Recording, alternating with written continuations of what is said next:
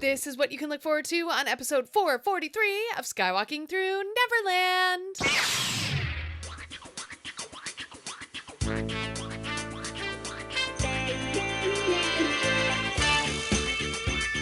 Skywalking through classic Marvel.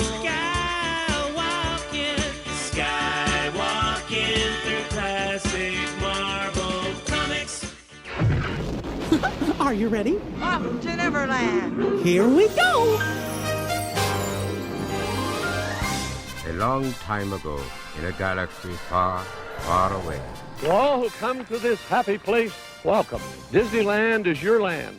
When I first made Star Wars, everybody in Hollywood said, well, this is a movie Disney should have made. You're more than just fans. You're family. Best day ever! It's about family, and that's what's so powerful about it. Hey. When you use a bird to write with, it's called tweeting. When we visit the world of Disney, we never grow old. It's a Peter Pan, Never Land that keeps us young in heart. This is Jedi Master Obi-Wan Kenobi, and you are skywalking through Neverland. I have a good feeling about this. Hey, Skywalkers! We are now on the other side of Marvel's Empire Strikes Back adaptation.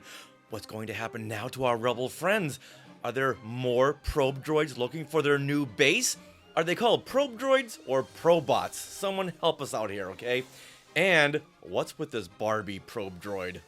So many questions to probe. Oh, goodness. But first, we want to welcome you back to Skywalking Through Neverland. Podcast that probes. Now, if you call me your probing wife, Oh, hold on. Oh, no. I am Richard Woloski, and now, everyone, please rise and stand, because there are two different things, rising and standing, for my sweetie wife, Sarah, who is the Barbie probe droid of all probots. You shouldn't have said anything. Okay? Sorry, it still doesn't make any sense. It makes no sense whatsoever. But I was trying to formulate it in my head as we were going along. Okay. Didn't work out. No. Unfortunately, I couldn't edit that, so it made sense. So let's move on. Okay. All right. Well, we are your enthusiastic podcast destination for the many decades of your Star Wars, Disney, and Marvel fandom. We're going to probe them all. We are. So imagine a big Wookiee hug. And a sprinkle of pixie dust for our family of Skywalkers.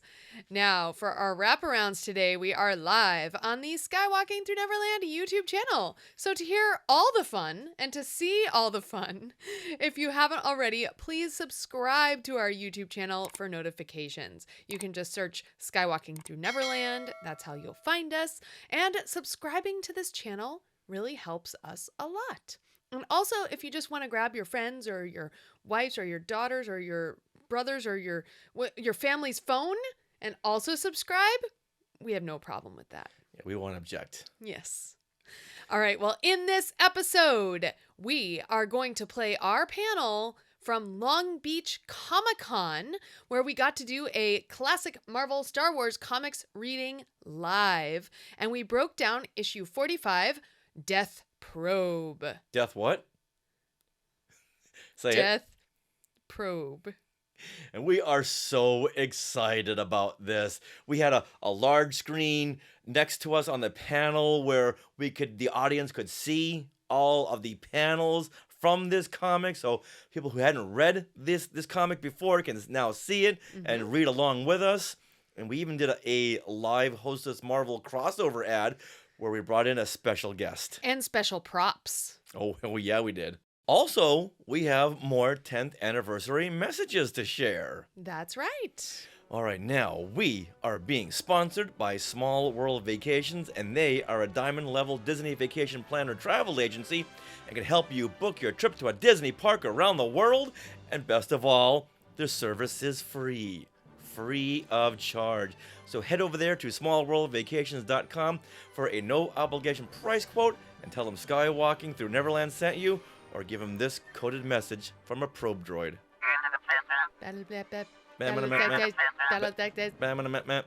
All right, now we are recording this from Long Beach, California on November the 28th, 2023.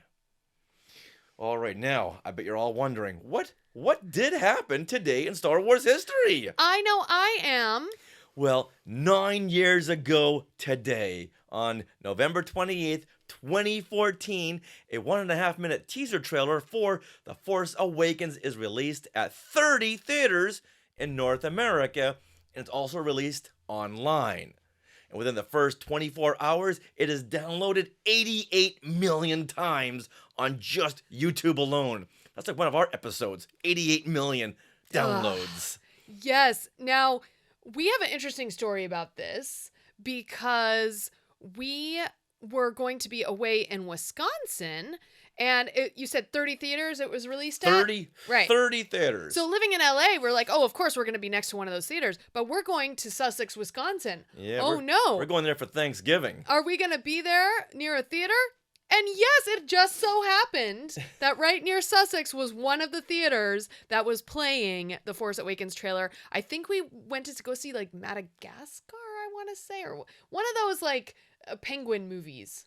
There was penguins. Ice Age? Happy Feet? I don't know.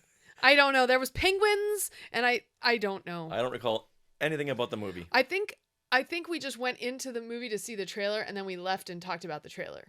That sounds more accurate. Yes.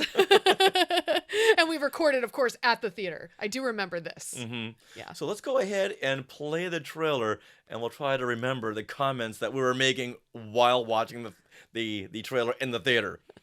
And if you Skywalkers want to comment, oh my gosh, we'd love to hear your comments now, knowing what we know now. Okay, this part is pretty standard. All right, here we are. Oh, whose voice is that? What's going on? Have you felt it? No, not yet. Not yet. But oh, what is this? It's a new face. A stormtrooper without a helmet? Yeah. What is this? On the sand planet, though, that tracks. Yeah. Oh, and what is this new droid? He's rolling. Look how cute he was. And new stormtroopers? Yeah. Oh, look at the strobing light. It's like a Halloween maze. And who's this girl on this popsicle speeder? There's another new character. And X-Wings, I thought they were racing across the desert. X-Wings in atmosphere. Yeah. A dark robed character. And a lightsaber, a cross guard lightsaber. So many new images. Oh! And there's our old friend, the Millennium Falcon. Falcon doing crazy S. Oh my god. Look at these angles. Woo! Whoa, we've never seen that before. Ah! Oh, up on the big screen again. And what is this? The Force Awakens. Wow. December. It's gonna come in December. A whole year plus until we get a chance to see that. Oh, the BB-8 droid. I think that really. Well, we didn't know it was BB-8 at the time, right? No, we just knew it was like a but rolly... we knew that it was taken from a R2D2 prototype like that. So that really told me, okay, whoever's doing this J.J. Abrams fella. He knows what he's doing. Yeah. Because he is pulling into the Star Wars archives. All right, Pierre Kelly has joined us and says, this is going to be something. Yes. Now, in that minute and a half, I think we really got like 45 seconds of actual footage. Because they would fade down, fade up, fade down, fade up. Yeah. So we didn't get a whole lot. But, oh my goodness. Luckily, the theater wasn't full. Because we were yelling and screaming and, oh, look at this and look at that. Yeah. Oh, yeah. It was so exciting. Then we watched it online, too, because you could watch online, thankfully. Right, to dissect it. But to see it in the theater, I think that crossguard lightsaber really, that was the coolest moment for me. Because in Star Wars, in the original trilogy, we got lightsabers, fantastic. And in the prequel trilogy, we got the double-bladed lightsabers. How are you going to top that? And here comes this guy lumbering through the snow with a crossguard lightsaber. Couldn't contain our excitement. No wonder I didn't know what movie we were watching. Oh, I know. Yeah, you if don't, we even you don't did remember. Watch that movie afterwards. Yeah. Oh my God. Well, and of course, all our thoughts are recorded on a previous podcast episode nearly 10 years ago. Yeah, we had just started skywalking. Yeah. In that September. This was November. So, you're right. And then we were invited to another podcast, and they wanted us to speculate on things, and we're like, hey, we don't want to speculate. We want to go in there cold, and that didn't end well.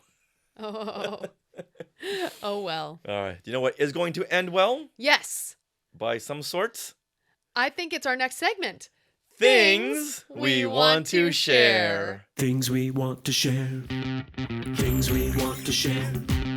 Things we want to share. Hey, Skywalkers, we want to thank everyone for coming out to our Pop Culture Trivia Challenge at LostCon this last weekend. We had a blast doing this. We had a fun group who won a ton of prizes. Yeah. And afterwards, we asked people, okay, so what did you think? This is our first Pop Culture Trivia. What did you think? And everyone said the same thing. We had a blast. We had a great time. A good assortment of categories, a good assortment of questions to really appeal to all people of the pop culture fandom. No matter what you liked, look at the picture right here. You have Nicolas Cage's Superman. We have Star Wars. We have Ghostbusters. We have Charlie's Angels, Peanuts, Mario, Jaws, Super Friends, The Monkees, and Indiana Jones. We covered it all. We did. It was so much fun. In fact, we're going to do this again. Oh. So we want to just put out a few questions to you guys. You guys watching now. This was our favorite category, and Sarah put a lot of work into this. Yeah, Photoshop. Exciting. So it's called What's Missing. So again, the YouTube version of this podcast is the best version to watch because we're going to do 3 questions. How about that? Okay. We're going to show you 3 pictures. Iconic pictures. That you will know. Yes. And you have to tell us what's missing. So everyone right now watching live, you're on deck. So here we go. First picture is this one. From Jaws. What is missing from this iconic picture of Jaws? All right. Please comment. Please comment. All right. So Pierre's watching. While you're trying to figure that one out, since there's a few minute lag or delay. leeway, a delay. Let's show them the next picture. Oh, I can't. Why? Because the next picture is the answer. Oh.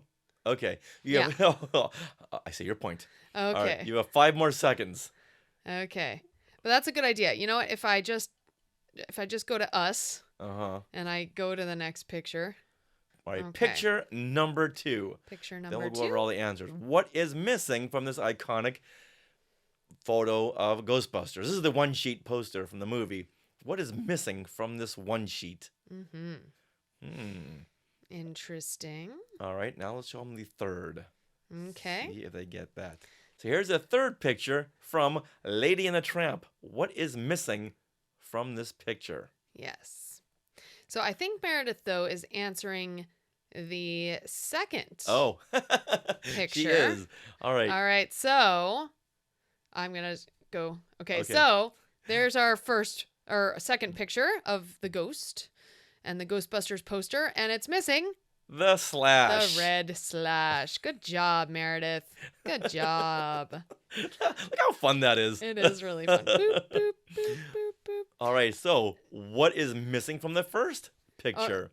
Okay, this, once again, here is the picture with something missing.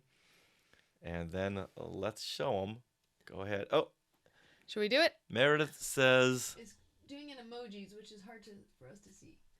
Teeth. So Jaws is missing his teeth.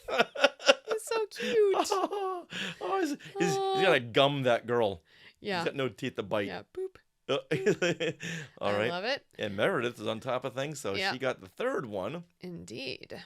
Which is Lady and the Tramp. I keep wanting to say Beauty and the Beast. But Lady and the Tramp, and what is missing but the strand of spaghetti going from the mouth, lady's mouth Boop. to the plate of spaghetti. Yep. The tramp, he's got his spaghetti, but lady, boom. Yeah.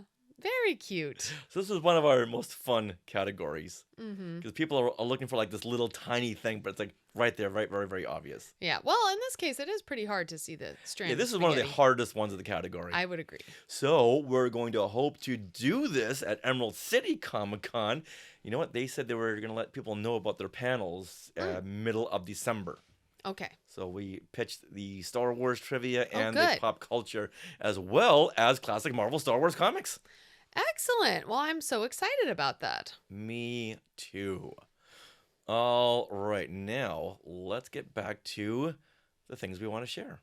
All right, Skywalkers. So we have a book sale going on right now on our Today and Star Wars History books and our Skywalking Through My Fandom notebook. If you head to skywalkingthroughneverland.com/book, that is where you'll be able to see what the sale is. And I've updated the website to kind of show that. So you can right now get the Today in Star Wars History paperbacks for the lowest price they've ever been, only $18. And we had to raise the prices on Amazon to $30 a book. So that is a steal right now. Mm-hmm. That's an amazing deal. And then the books, let's see, the hardcovers are, we had to raise the price on Amazon to $55. They changed their printing costs. That's what happened. Yeah. So they changed their printing costs, but we still have books available that we can sign for you. And so that cost, I believe it's $40 a book for the hardcovers. Wow, okay. Which are great. And so that's $15 off. That one. Okay. And then we are selling our Skywalking Through My Fandom books, normally $12. Those are going for $8. Now, this sale is through December 1st. So get on it, you guys. Get on it. In fact, we need to mail out a couple orders. Yes, we do. Tomorrow. People are taking advantage of this. Yes, they are. So we are excited.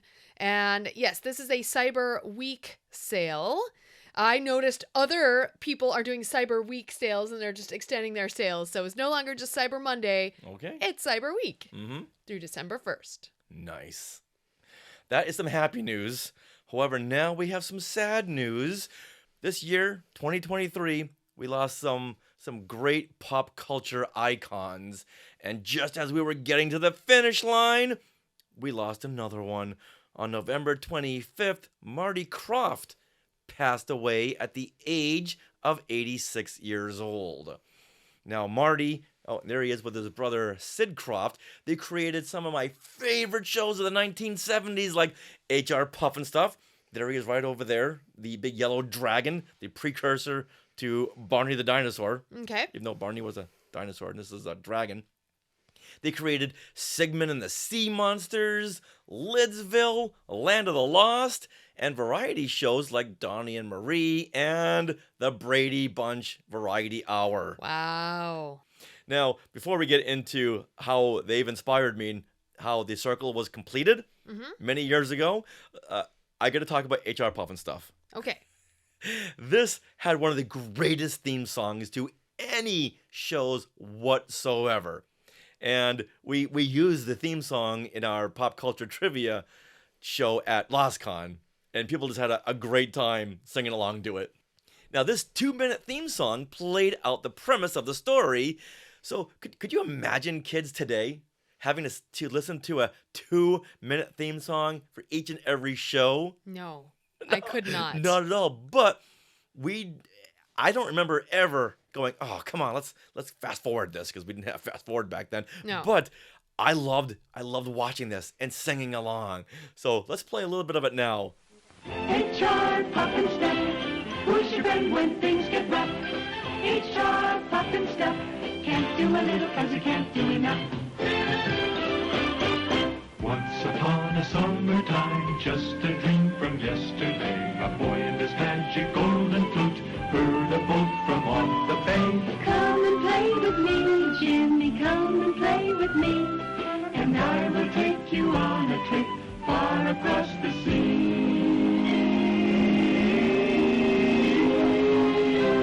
But the boat belonged to a kooky old witch who had in mind the flute to snitch. From her broom broom in the sky, she watched her plans materialize. She waved her wand, the beautiful boat was gone. The sky we grew up and the boat sailed on and on and on and on and on and on.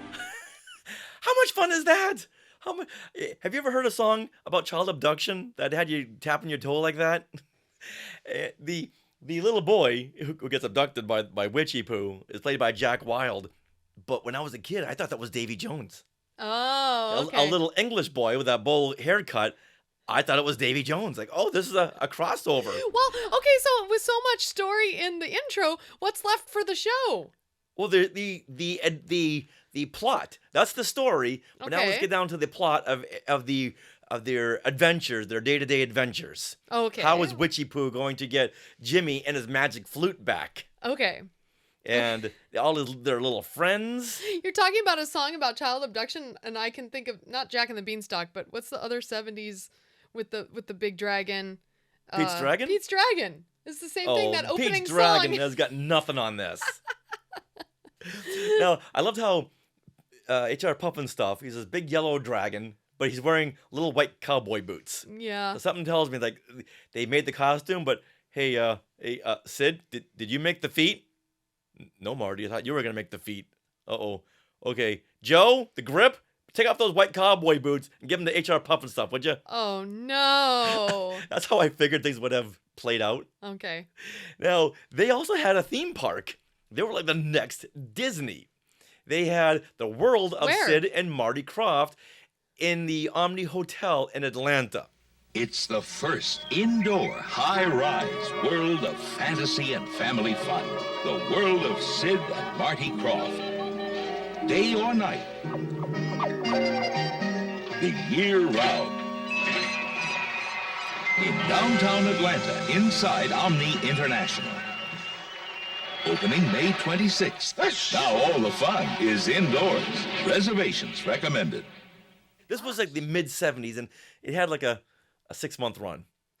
Now, randomly, I had met Marty Krofft at a party. I'm going to say like 20 years ago. Oh, wow.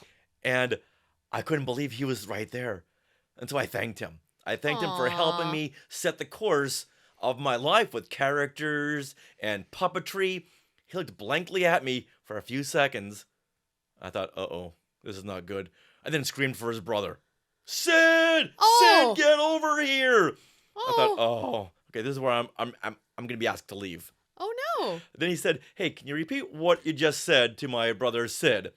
And I said, yeah, you guys had set the course of my life. I do a lot of work with characters and puppetry, and it's all because of you guys. And Marty just looked very gratified. That's so cool. That's so amazing you were able to share that. Yes. It was one of those times when you see celebrities out in a social situation, that's the kind of thing you don't want to do. Mm-hmm. But it's Marty Krofft, for crying out loud. Yeah, that's amazing. And I had to do that. It was a very surreal moment, and luckily, it paid off. I love it. Now, do you recall at Comic-Con last July, we had talked about Paul Rubens during our one of our panels. Right. And then a week later, Paul Rubens passed away. Yes. We had just mentioned the Krofts and H.R. Pufnstuf at our pop culture trivia. Yeah. The next day, Marty Krofft passed away. So we can never bring up any of the people we like. Never. At a convention? Mm-mm. Okay. It's like the SAG strike when you have the actors up on a panel. They can't mention the names. Yeah. So we'll go around that. We won't mention the names. Mm-mm. No. Ugh. So even now, I'm kind of freaked out. Okay. So Marty Krofft, you will be missed. And once again, thank you for everything you've done for me and for people of my generation. Once again, we played the theme song at the pop culture panel. Everyone was singing along. Everyone knew H.R. Pufnstuf. How do you know the recipe for success? You pray a lot. All right, with that, let's get into classic Marvel Star Wars Comics issue 45, Death Probe, as seen here at Long Beach ComicCon. And as always, if you're not watching on YouTube, then you're missing out on all the fun. But if you're just listening to the show on your favorite podcatcher, we appreciate that too. Absolutely. But you're going to miss all those full color panels.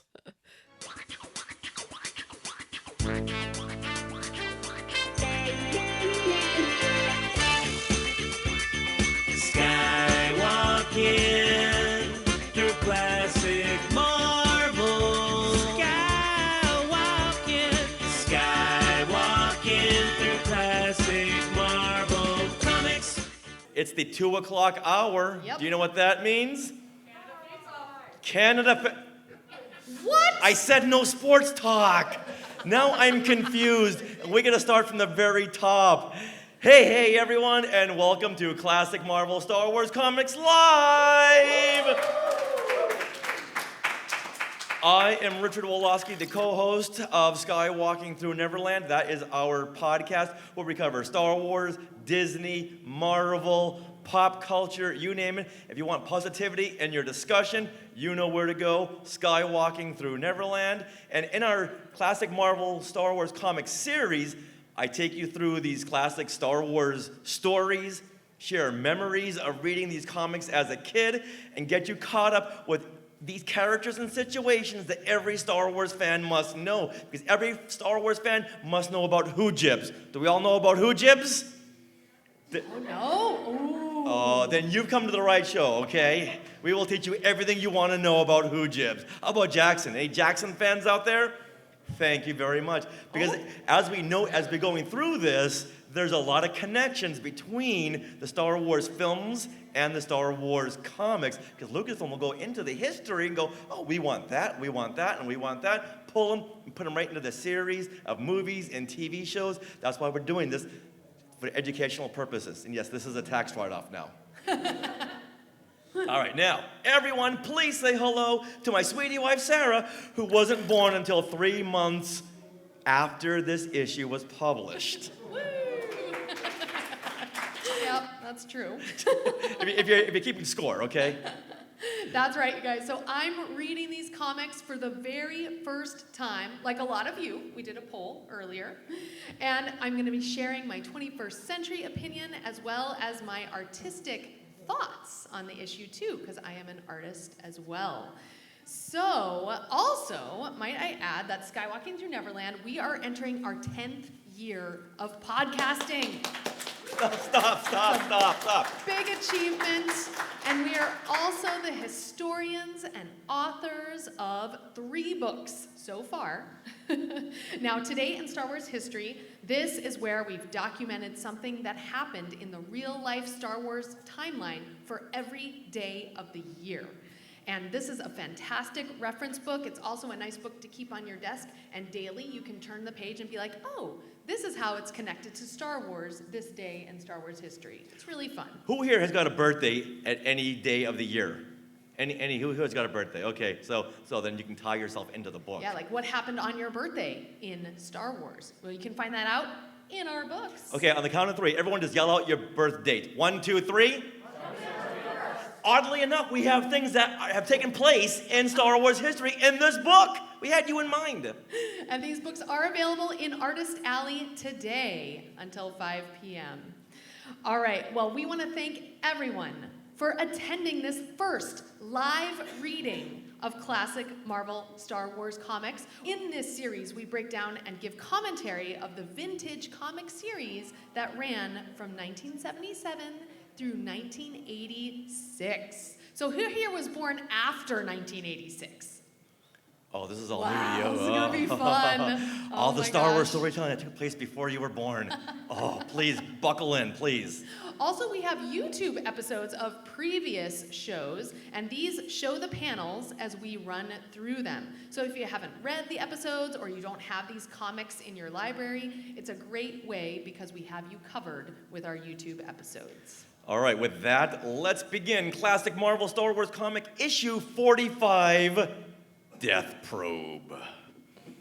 Now, long ago in a galaxy far, far away, there exists a state of cosmic civil war. A brave alliance of underground freedom fighters has challenged the tyranny and oppression of the awesome galactic empire. This is their story, and that is how Marvel Comics began every 107 issues of their original Star Wars comic series. Now, the release date for Death Probe was December 23rd, 1980, and it was written by Archie Goodwin, artwork by Gene Day, Chic Stone, and Glynis Wein. And funnily enough, this was the very first thing in Star Wars after The Empire Strikes Back was released. That was not documenting The Empire Strikes Back. So this particular issue, a lot of kids tuned in and said, okay, well, what happened to Han Solo? What happened? But I don't think we're going to get any of that. The Star Wars saga continues. Has everyone here seen The Empire Strikes Back? Oh, thank goodness. Okay. Now, who here has read this issue, Death Probe? No one has. Okay, well, you know what? That's why we have you covered, and we have a summary of this issue. All right, Imperial Admiral Damon Krell sends a giant prototype probe droid to take over a Rebel blockade runner, only to send it into the Rebel fleet where he will detonate it, destroying several ships. All this only to make himself the apple of the Emperor's eye. Now it's up to Luke Skywalker and R2-D2 to stop him and save the day. All right, Everyone is on the edge of their seats. Look at them. Look at them. All right, hang tight, hang tight. All right, well, here we have the cover art, and each issue we go over this cover art. This is by Larry Hama and Alan Milgrom. Now, these are new names in Star Wars cover art. Yes. You can tell by Luke Skywalker, looks like Luke Skywalker. Yeah, so Richard, do you want to describe this cover? Yeah, here we see Luke Skywalker in a white pilot outfit, and he's attacked by a giant probe droid, while Spider-Man peeks in from the corner saying, oh, sorry, wrong multi-Spider-Verse. Wherever you turn, Spider-Man is there. Question? No, I was just going to say the Spider-Man in the bottom corner means that comic came from a comic book store. Oh. If it had a barcode, that means it was bought at a grocery store or a 7-Eleven. Okay, so if there's a little Spider-Man there, he's not peeking in from another multiverse, this comes from a comic book store? Yeah. Oh. That came from a comic book store. Okay, because this is my actual issue up there, which you're right. Mine has a barcode. Have you been stalking me since 1980? You know exactly where I bought this, don't you? No, mine has a barcode. Oh, does it? All right, now, in my opinion, I love this cover. As a kid, seeing this on the spinner rack, do you all know what spinner racks are? You go to comic book stores and the comics are on this giant spinner rack. It got me really excited to see new Empire Strikes Back characters making their way now into these new stories. All right, before we continue, I got an important question, so we need some mood lighting. Lighting, please. Oh. Thank you. Now, where are we on this? Is it probe droid or probot? Where are we here? Because growing up, you had the Topps card and you had the toy to go off of, and they both said probot. Oh. So, probe droid. Okay, well, I'll say probe. Princess Leia says probe droid. An Imperial probe droid. And while seeing this for the first time, I was like, what's this probe droid? I know what a probot is. Probe droid is canon. It was said in the movie. That probot was not. All right, so show of hands, who thinks this should be called a probot? Nice. Okay, me and two others. Okay. Probe droid purists? Ooh. Whoa. Okay, since we're not shooting this way, we're going to say probots win it. Probot wins the contest. All right, so thank you for the majority. Goes for probot. All right, Sarah, give us your take on this. Okay, so this is the first time I'm seeing this cover. I feel like it's very dynamic. And I feel like the lighting on Luke, it really stands out. The probe droid lasers and the lighting on Luke really stand out. Now, I feel like Death Probe title, that's a little odd when you take it out of context, but otherwise pretty fun. If your doctor ever asks you for a death probe, refuse. Say That's no. a red flag, okay? Yes. Call the authorities. Yes. But I also feel like, as an artist, this is a really good example of breaking artistic rules in a way that really works. Because usually your focal point is something bright and the background is darker or it's cooler tones. But in this case, the probe droid is the darkest thing on the cover, but because the background is these warm tones of pinks and purples and yellows, it really makes that probe droid stand out, along with Luke, against that super colorful backdrop. So I really appreciate this cover on an artistic level. All right, by a round of applause, do we like this cover? All right. Is there anyone here who does not like this cover? Good. No one. That's good. Because this is an awesome cover. One guy outside raised his hand, but Yeah. that was for the food truck. Yeah, that's okay. All right. Now, at this point, let's get into the story. All right. All right. Now, we open on a battle-damaged blockade runner limping through deep space as it escapes the Battle of Hoth, hoping to find the Rebel fleet rendezvous point without incident. Is that going to happen without incident? Nope. Nope. Oh, sorry, that was another spoiler. All right, so Sarah, go ahead and explain the artwork here. Okay, yes, this first splash page, well, first of all, you see the giant death probe name down there in red, and you have deep black space as your background, and you see this damaged blockade runner is really the big focal point of this front page, and you have a bunch of narration because we need to explain what is happening here. All right, now, the Rebel Fleet officers are scanning something heading their way. They see something, don't know what it is, and apparently this guy in the upper left isn't too concerned. He's just settled back in his very comfy chair like, the Empire hit us once. What are the chances they're gonna hit us again? Now, unfortunately, their energy shields come up a fraction too late as something smashes through the hull. In the first of these disturbing images, anyone here under the age of 18? There's a lot of disturbing images in this issue. Now, Look at these rebel officers. They're being sucked out of the ship, and they're floating away in this Pepto-Bismol galaxy. Which is canon, the Pepto-Bismol galaxy. Look how pink that is. Look how funny they look. Yeah, whenever everyone gets sucked out into space, if you've seen Guardians of the Galaxy, yeah, you don't have more than a couple seconds to phone your loved ones. Mm-hmm. All right, now the narration reads, the true nature of what was hit the rebel vessel is revealed. So what hit this rebel vessel? This ginormous Imperial probe droid, or probot. Or Barbie. Yeah, Droid. and then the narration continues. The droid begins blasting with such velocity and reaping death as it moves methodically, purposely through the ship. All right, I have a special note here because a lot of the Star Wars toys, I was a little too young to get, I wasn't born at the time when a lot of these toys were made. But if they had made a toy that was this probe droid in these fun colors, the baby blue and the pink, I would have been all over it, and it would have been my Barbie probe droid. See, you could have put this in the Barbie dream house. Yes. Driving the Barbie Corvette. This would have been friends with Skipper, don't you think? I think so, and maybe Ken. Or is Ken enough? Okay. I don't know. Can you please stop that? Can you? Now. I don't think I can. That was just for us, sorry. Yeah. Okay, continuing on. A rebel junior officer named Rad Torlent rushes to a communication terminal to warn the Alliance of this mechanized monster. And the narration reads, another few seconds at the communicator, and he might have become a hero. Oh, just give the guy a break, would you? And here is the another disturbing image here. The probe droid shoots this guy in the face. Look at this on the left side, left side. Yeah, I don't know how someone got this through, but he's shooting the guy right in the face. I know Cassian Andor did that a lot. Oh, see, there's a connection right there to Rogue One, shooting people in the face. Oh, did you have another connection? No, yeah.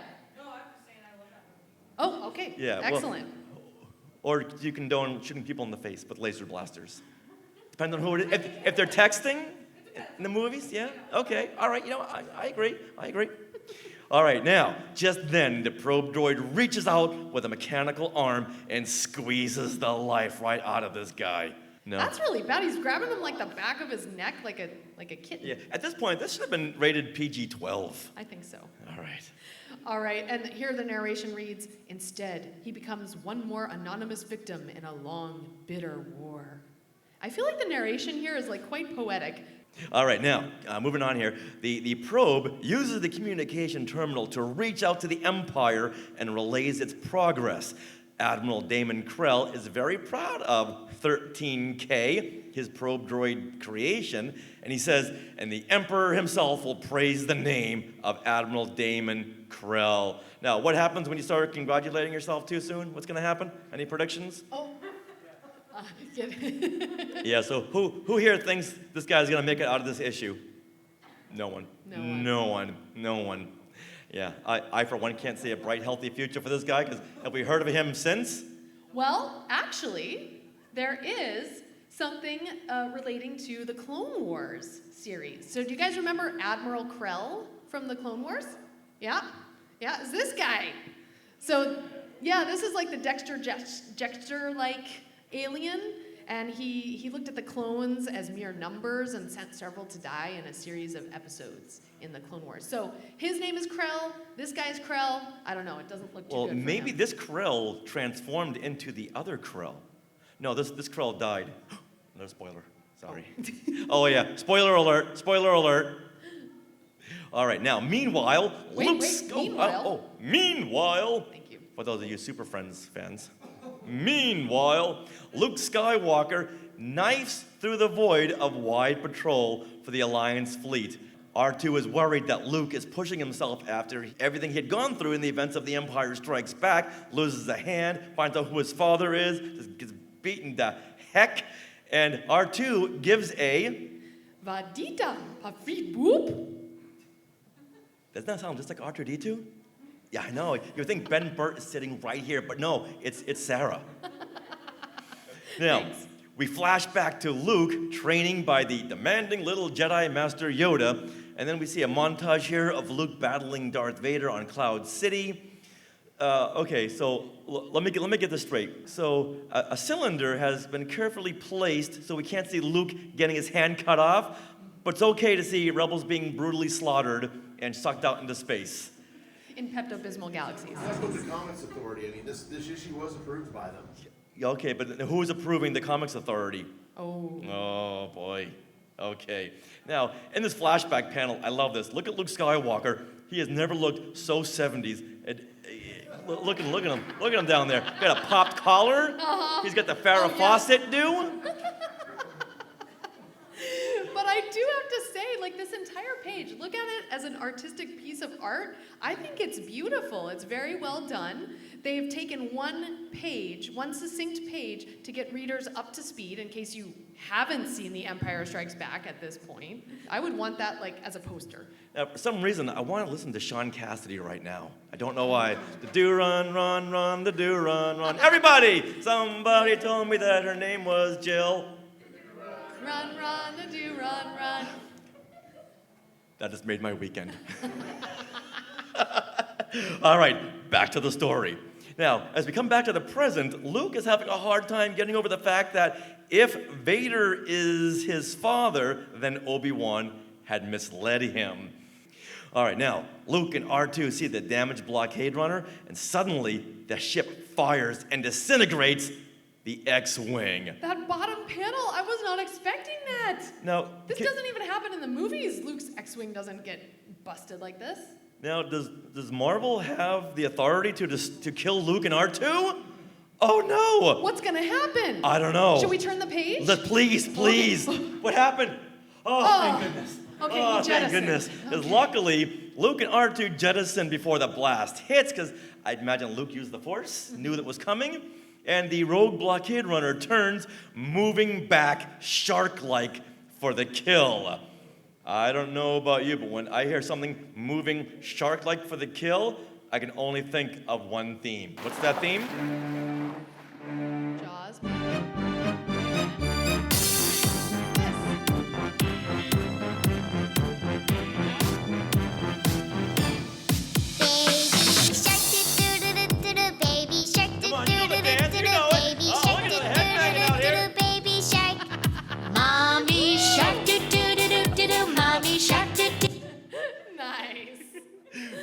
We just made two people leave. It's called thinning the herd. That was good. So cute. All right, Luke now, after hearing Baby Shark, he shoots his blaster to propel him away from the oncoming ship, which I think is a very clever concept. He blasts his fire and it propels him backwards. Like Wall-E. Yeah, just like Wall-E. Another connection. Now, as the blockade runner flies over, Luke uses his lightsaber to cut a hole in the hull, and he and R2 board the ship. And suddenly, they are shot at by a welding droid. We don't know why, but they're infiltrating, so this welding droid's gonna take some pot shots at Luke and R2, and then they just run into the ship. We're gonna get away from this guy. All right, now, I think this is a good moment, a good cliffhanging moment to pause for a commercial break. After these messages, we'll be right back. Everyone, please say hello to David Scale, the ghost host of Skywalking Through Neverland, and the Rebel Spy. Now, this commercial break, if you've read these Marvel comics, you've seen a lot of Hostess Marvel crossover ads. And why Disney Plus has not jumped on this storytelling, I've got no idea, but the stories are right there. All right, so Dave, you be the narrator. I'm going to be the Human Torch. And Sarah, you're going to be Revlon, the evil female antagonist. Hold on. Gotta get the costumes. Gotta get costumes, okay. All right, I'm going to be the torch. Okay, perfect. All right. Okay, you're the narrator, so you have your glasses. Excellent. And I am Revlon. All right. All right. So please get ready for Got this. my hair dryer. It says Revlon right there? It does, it's Revlon. All right, so get ready for this very dramatic recreation of, Dave, take it away. This commercial break is brought to us by Hostess Cupcakes with the Marvel Hostess crossover story, The Human Torch in Blown Away. The female antagonist, who is never given a name, so we'll call her Revlon. Revlon aims a giant hairdryer at the rich people below. Okay, everybody, hand over the furs, the money, the jewels, or get a blast from my supersonic hairdryer. It'll do a lot more than dry your hair. Above, the Human Torch sees the criminal activity as he flies by. Let's see if I can put a stop to that little game. Revlon aims the giant hairdryer at the torch as he jackknifes down. Watch out! I'm gonna blow your flames right out! The deadly blast of air from the dryer extinguishes the flames, revealing Johnny Storm. Holy smoke! She'll cool my fire soon. I've got to get her hands off that blow dryer. Hey, what's that I see? Johnny Storm reaches out and grabs a pack of Hostess Cupcakes. Hostess Cupcakes, just the thing. Back as the flaming Human Torch, he throws the cupcakes to Revlon. You'll want to get your hot little hands on these goodies. As Revlon is distracted by the Hostess treats, the torch carries her away. Chocolatey cake. Oh, chocolatey icing. Great taste. A jewel of a find. A hot little number like you shouldn't drop your weapon for anything, not even for Hostess cakes. You get a big delight in every bite of Hostess Cupcakes. The end. Thank you up there, thank you. Oh, thank you everyone around. Thank you very much. All right, not a dry eye in the house. Not a dry eye in the house. It says here in our notes, prepare for arousing applause and a standing ovation. Excellent. 1 out of 2 ain't bad. And now, back to the story. All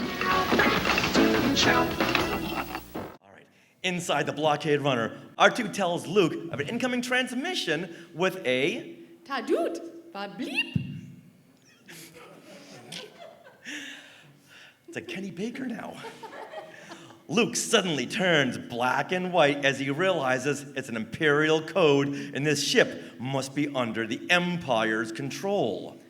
Okay, now this is the first time I've seen R2's droid language done in green in the comics. Do you guys see that? His little word bubbles are in green. And it kind of seems like an odd choice since droids are hardly ever green. Like C-3PO, R2, they're blue, they're white, they're gold. I don't know. But oddly enough, 3PO's, most times his word bubbles are in yellow. Yeah. So it matches, it's color coding. Yeah, it's color coding. And they're usually a different color, but yeah, they're yellow. So this is the first time they're green, and I just find it odd. So that's why I have to go, Tadoot, ba bleep. Makes me say it different. Oh, it sure does. All right. Now there were, okay, we're gonna stop again. Okay. Now, there were several fans who thought it was weird that R2 had rocket thrusters in the prequels, and he never used them in the original trilogy. Okay, there's his rocket thrusters. Mm-hmm. Well, this next panel proves he had them all along, since he is obviously using his leg lift actualizers right here. So, there you go. Yeah, look at that. So he had them all along. Mm-hmm. It was Agatha all along. It was R2 all along in his actual leg lift actualizers. All right, just because I know there's a lot of warring Star Wars fans out there. I know, sometimes we argue. And sometimes like, hey, why didn't R2 ever use his rocket thrusters? Well, he used them right there. Nice. All right, Get that off my chest. It's like therapy. Thank you very much. That's another connection, though, too. It's kind of fun when they reach in and grab from the comics or, Another like connection. Yes, exactly. Oh, we have question. A question. Well, I wonder why R2 didn't use his rocket thrusters when they escaped from the blown-up X-Wing. Oh. Yeah, when they escaped from the blown-up X-Wing. Yeah, well, Luke had the Force and would pull R2 close to him, and maybe he can only use him one time per issue. Yeah, it's a union thing. All right, now, the droid backs Luke and R2 up against the wall, and while this welding droid has trouble grasping them, Luke takes the opportunity to blast this menacing probe droid. That looks so cool, this panel on the top left over here with the big droid here blasting them into the corner. I love it. Okay. Well, he doesn't blast the probe droid, he's blasting that welding droid. Yes, that's true. All right, now, while the burning welding droid sets the whole cargo hold on in a blaze, the only way out, it becomes sealed. And R2's little eye panel opens and a fire extinguisher pops out as Luke slashes the door lips. All right, I'm calling continuity right here. So What? the movie came out of his chest, Oh. now it's coming out of his eye. Like in The Empire Strikes Back. I can't, I'm leaving. I'm back, okay. There's more to go. See, sometimes things just set me off in the worst way. If you're gonna have continuity with his fire extinguisher coming out, have it be the same place. I know. She's gonna live with me. It's a job. Yes. We're gonna talk later on. Now, the door opens and R2 rolls underneath, and check it out. Luke pulls an Indiana Jones moment as he rolls under the door, and the door comes crashing down. And he says, I'm tumbling right behind you. And can you hear the dun dun dun dun dun dun? Yeah. Dun dun dun. I love you guys. That's amazing. All right, now, over at Admiral Krell's Star Destroyer, Krell initiates the final cycle of destruction initiated by Probot 13K. And Luke senses something is happening, and he and R2 race for the main computer chamber. There, they see the 13K probe droid multitasking and tapping into every system on the ship. All right, already I love this droid. I love anyone or anything that can successfully multitask like that. He is going nuts. Also, this is a fun connection to The Last Jedi because it reminds me of BB-8 using all his little attachments to plug up problems in Poe's X-Wing. Kind of like this, if it plays. Oh. No, it didn't. All right. Well, you guys remember that part where the X-Wing is having problems and he goes underneath and he's like... All these spider-like, he uses his head to match the buttons. It's so cute. I love anything that can multitask. All right. Now, as Luke goes to blast the droid, R2 knocks into him. Now, why is R2 knocking into him? Is he into the droid rights thing? Has he been talking to L337? I don't know. He's like, hey, you know what? The droid might be Imperial, but he is one of us. Now, as R2 plugs into the printout terminal with an arm reaching out from his eye panel again. Oh, what? Oh, that is weird.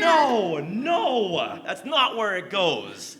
Sorry, you had to see that. I'm Where's so the sorry. droid builders in Yeah, here? droid builders. Anybody? Does R2 ever extend eyes and extinguishers from his eye? We got Master Com back there. Thank you, Master Com. He's saying nope, not a bit.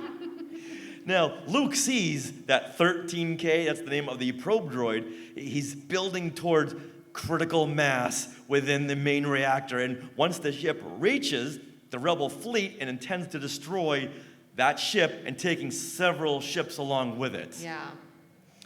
All right, now, look at this right over here. Looks like the ship is shooting a spider web over at the rebel fleet. So this is how Spider-Man works his way into this issue. All right, this is part of the multiverse. It is. I know. I love it. If you went to a comic book store, this is what you would get. But what does R2 say?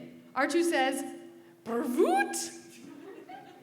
And Luke and R2 run back to the main computer chamber and reminds R2 of the advice Yoda once gave him. Do or do not. There is no try. And Luke says, and I mean to do. He begins slashing away at the sealed door and declares, "I am Luke Skywalker, destroyer of the Death Star and the one who dueled Darth Vader and lived to tell about it."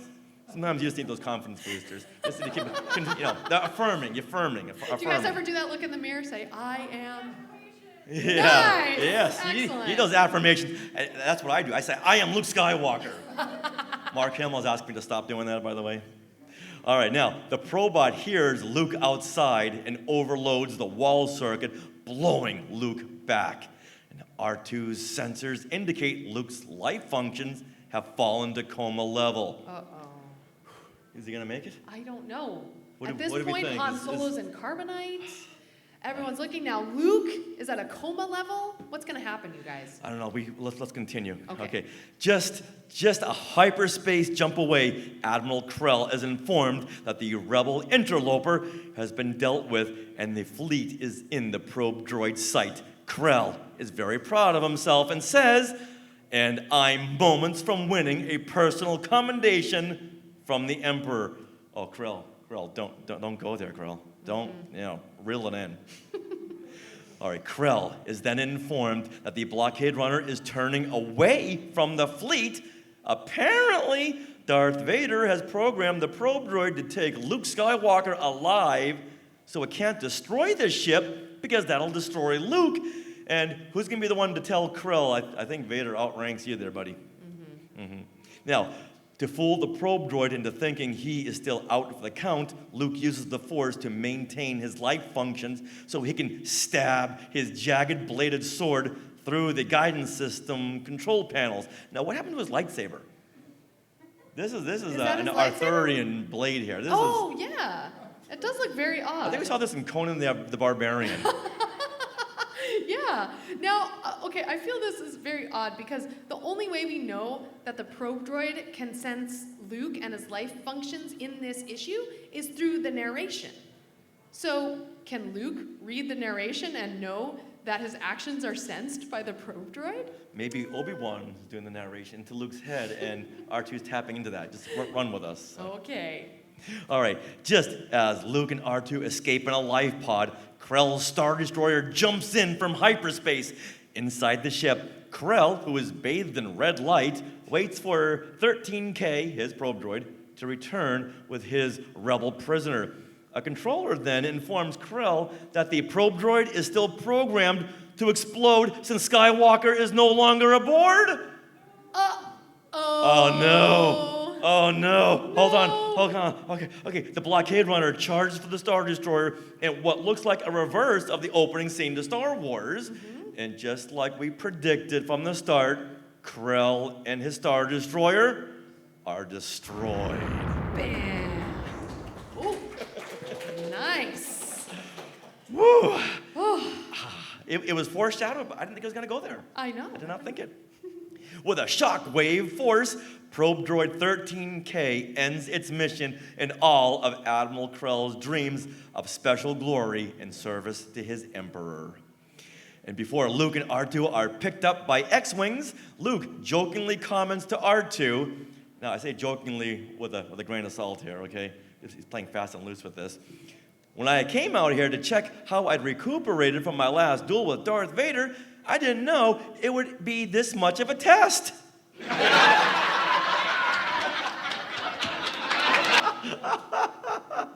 Luke's got this big giant grin on his face. Very 70s ending there, even though this is 1980. The end. Next issue. Next issue, Lando and Chewbacca's Search for Solo.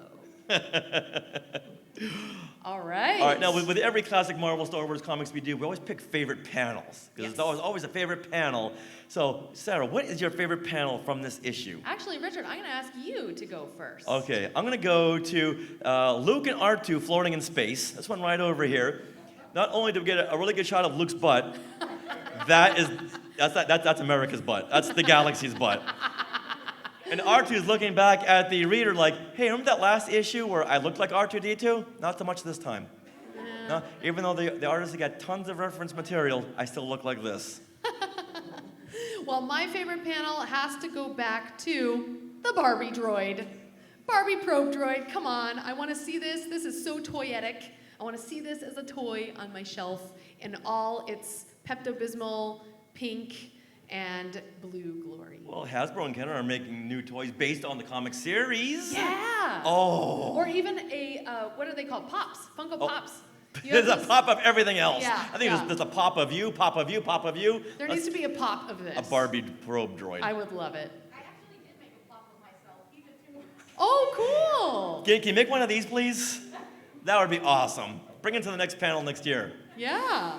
All right, now let's go to favorite line of dialogue or narration. So, Richard, what is your favorite? All right, let's go to page 5 over here. Okay. And it says, elsewhere, an incoming T-65 X-Wing fighter knifes through the void of wide patrol for the Alliance fleet. Even my computer's like, no, that's not grammatically correct. It fought me on this. It fought me. See, AI's got to go. It's got to go.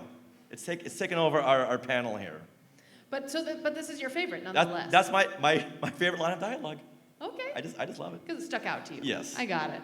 All right. Well, I feel like this whole issue has been very well done in the narration. There's a lot of narration, and it was very poetic. So I'm going to go to this on page 9 of the comic, and the narration says, but the repair hatch that leads the pair up into the vessel's cavernous cargo hold also brings them face to face with swift-moving destruction. I just thought that was a fun way. That needs to be on a t-shirt. I know! It's a really fun way to describe this cargo droid.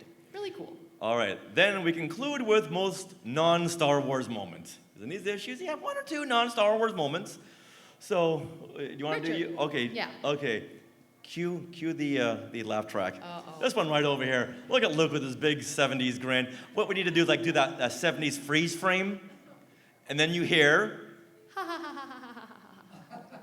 Thank you. We needed a laugh track right there. That's my most non-Star Wars moment. Yes. Well, when do they ever chuckle to themselves? I know, it's really funny. All right, so for me, the most non-Star Wars moment, again, goes back to the narration. Because when I read comics, I don't know about you, but I was always a book reader growing up. And so when I read comics, it's really hard for me to look at the pictures and then read. So I end up just reading the whole thing and then kind of looking at the pictures after. So there's just some bad writing after all the good, nice narration they've been doing. And especially on this page 13 of the comic, and the narration reads, and for the moment, the young Star Warrior and his droid know safety. For the moment. It's like, what? Why are you repeating yourself? I don't understand. Yeah. And no safety? That seems grammatically correct to me too. But otherwise, it's very fun. See, now the comic code, they don't supervise this kind of stuff. No. Only if someone's getting shot in the face or not.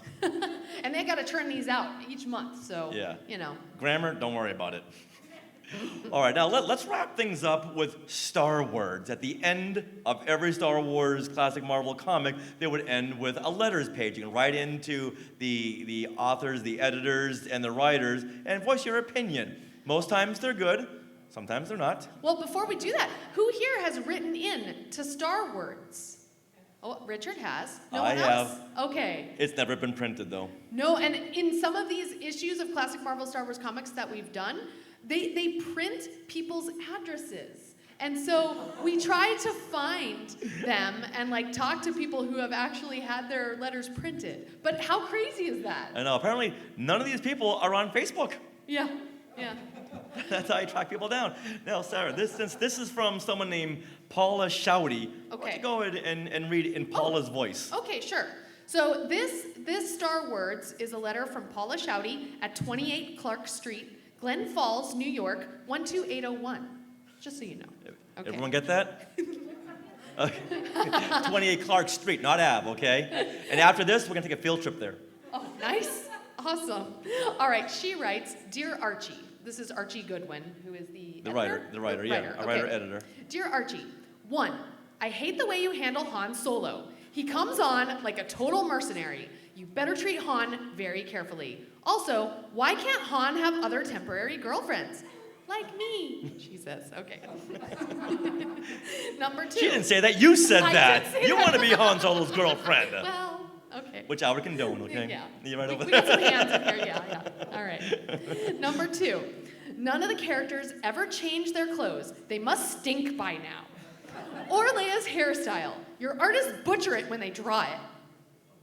I know. That's a little harsh. It's very harsh. Oh, That harsh tone. Okay, someone check Twitter.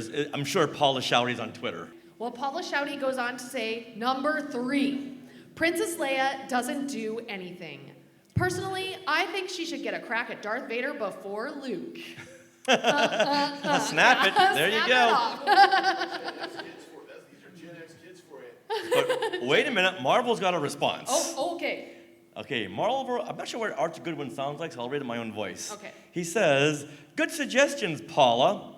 These stories cannot be done in these pages because we don't have the only version of Star Wars.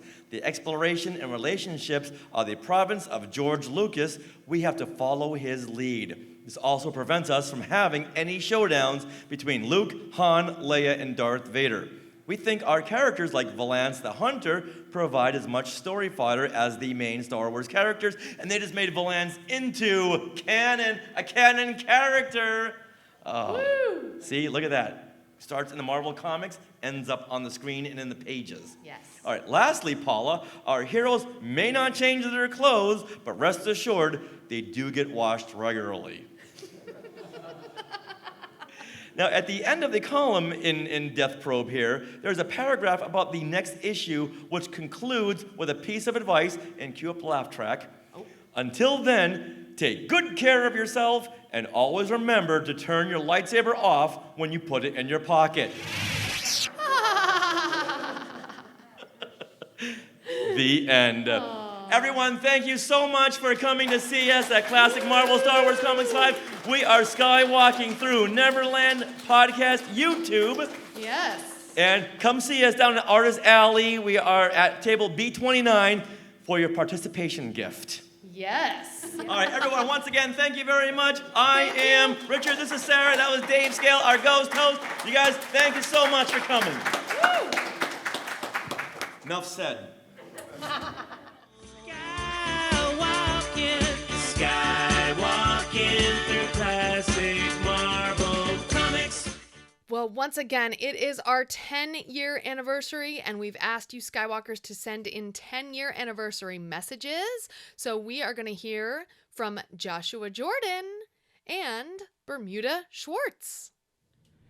Hey everyone, Joshua the Uber Nerd here, and I want to wish Skywalking Through Neverland a happy 10th anniversary. I love this podcast, and I know that Richard and Sarah work very hard to bring it to us every week, and I thank so much for all of your hard work. You guys have done a great job. And here's to 10 more years. So, happy anniversary, Skywalking Through Neverland, and I'll see you guys later. Bye!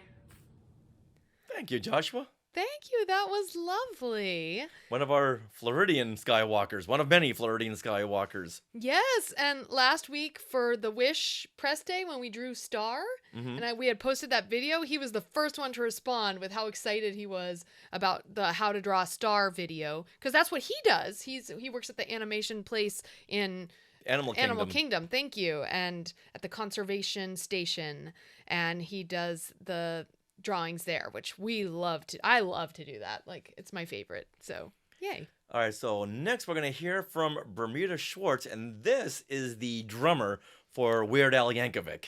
Oh, sweet. So I got to thank Shamim Dana for reaching out to Bermuda and say, hey, can you record a little something for Skywalking Through Neverland? And Bermuda was a huge help in coordinating getting Weird Al on the show. And I reached out to him for several Today in Star Wars history moments that tied into Weird Al. So he was a big creative force for this show. So now let's play the 10th anniversary message from Mr. Bermuda Schwartz. I just like saying Bermuda Schwartz. Hi, this is John Bermuda Schwartz with the Weird Al Yankovic Band, and I want to congratulate Skywalking Through Neverland on 10 years of podcasting. So thank you once again to Joshua and Bermuda Schwartz. And, it's not too late to send in your 10th anniversary messages. Yeah.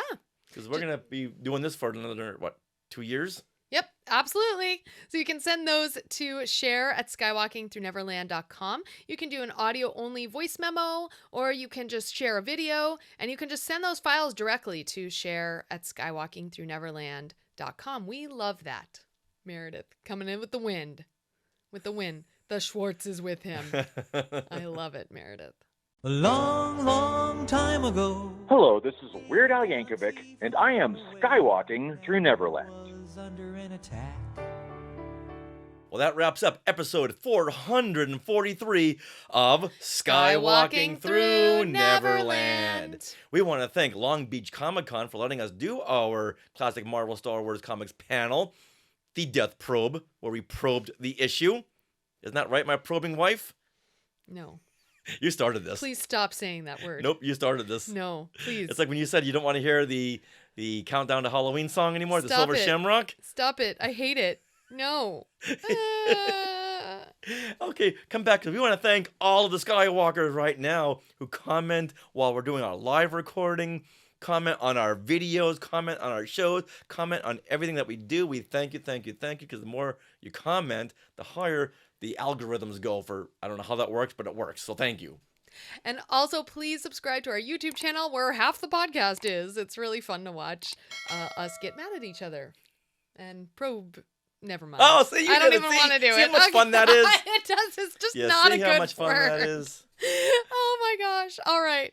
Well, Skywalkers, are you interested in our books? Now is the time through December 1st, because we have that amazing special going on, over 30% off in some cases on our paperback books as well as the hardcovers. So all are available at skywalkingthrough-neverland.com/book.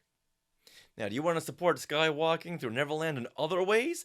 Well, consider supporting us through the Skywalking Force, which is our Patreon.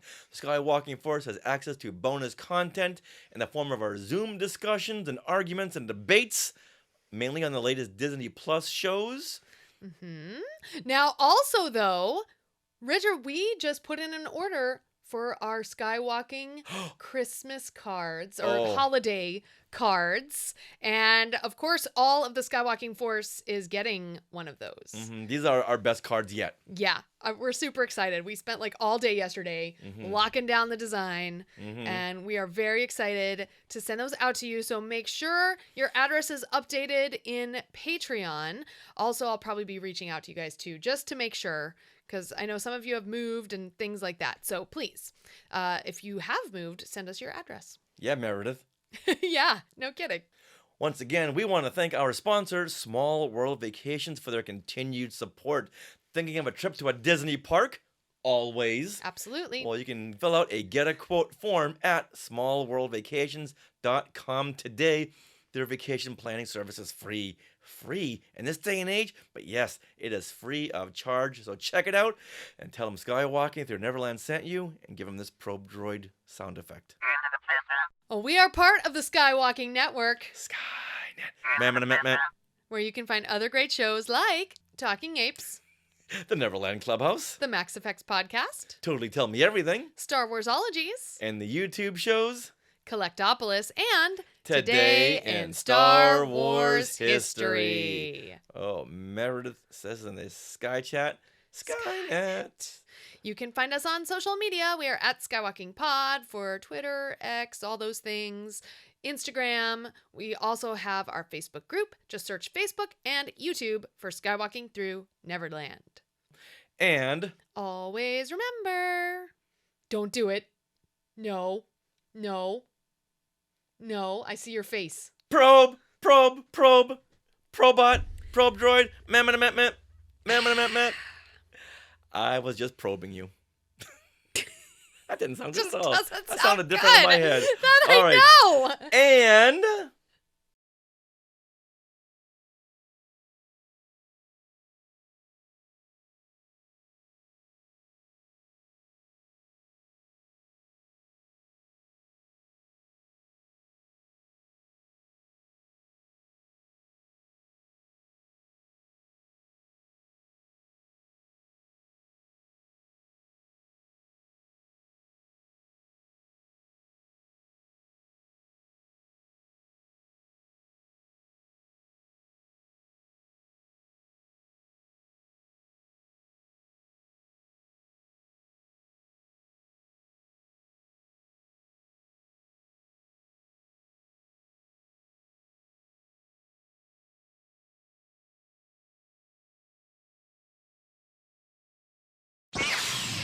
Hey, speaking of making the cut, we're going to Hey, cut hey. you all in to what's going on today on Skywalking Through Neverland. That's right. I'm going to move this picture a little bit further toward me so that I'm not so cut off.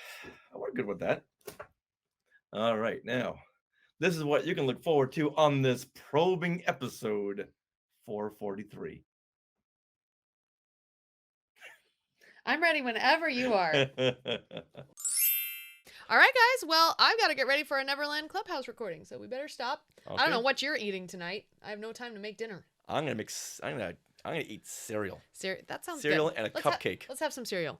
Neverland on Alderaan. Hey, look at those names to the left. They are part of the Skywalking Force, our Patreon. Become a producer yourself and check out all the Disney Plus themed bonus content available depending on the level you subscribe. Become a member of the elite Skywalking Force at skywalkingforce.com.